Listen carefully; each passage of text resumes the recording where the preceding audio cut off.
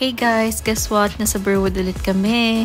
Syempre, I love Asian food kaya nag-order ako ng braised beef brisket rice noodles. And meron din siyang free Coke. Amazing. Tapos ito yung order ni Ate Elaine na Wagyu Don. And ayan siya. Hi sis! Ang hilig ko talagang pumunta dito sa Burwood kasi ang daming mga food. So, meron dyan mini soup dumplings. Ayan, niluluto pa siya. Kaya, nag-order muna ako dito ng favorite kong tanghulu. I love it so much. And then, yung strawberry, medyo maliit. Pero dinamihan naman nila yung servings. Kaya, okay lang. Tapos, ito na yung in-order namin na mini soup dumplings. Okay lang siya. Okay lang yung lasa niya. Pero, ayun, medyo may tutong-tutong na part doon. Tapos, ito, on the way kami sa The Grounds at Alexandria. And first time lang namin pumunta dito. Sobrang ganda kasi paiba-iba sila ng designs dito. So ngayon yung design is parang Mexican or parang fiesta style. So ayan, yung ganda-ganda dito guys. So ayun, nag-brunch muna kami dito sa cafe nila. And tingnan niyo yung mga cake guys. It's so cute. Parang sobrang creative ng mga designs. Tapos ito naman yung vibes sa loob, pero sa alfresco kami kumain. So habang naghihintay, naglibot-libot muna ako and take ng mga pictures, ganon.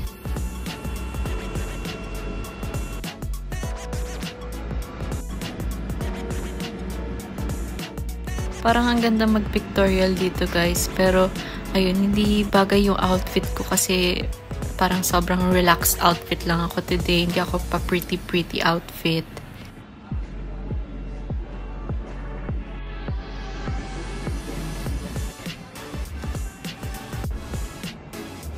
So, ayan. Dumating na yung order namin na orange juice. And kay Ate Elaine is yung deconstructed mocha. Ganon. Tapos, ayan si Ate Elaine natatempt siyang bumili ng mga cake. Pero hindi niya alam kung paano niya iuuwi. So, ayun, yung deconstructed mocha is ikaw lang naman yung magbubuhos nung drink mo. Ayan, yan na yung ginagawa ni Ate Elaine.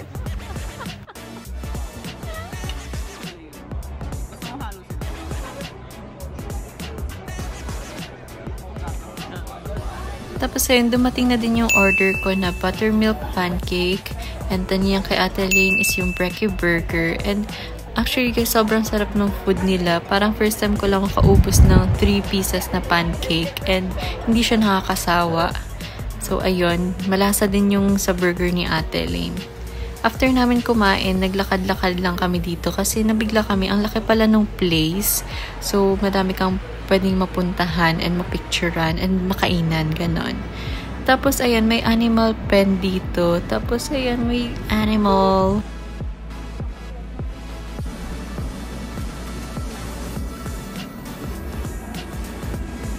Ang ganda ng mga design dito guys. Ito nga naisip namin. Ang ganda nitong ilagay sa bahay. Tapos ito, meron ditong parang playground for the kids.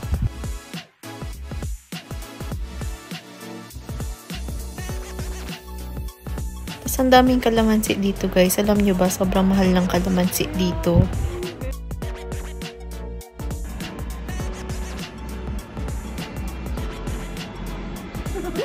May mga shops din dito katulad ng Lululemon. Pero ayun, hindi naman namin tinignan kasi hindi naman kami nag-workout. Kasi yan, may pig. Cute-cute.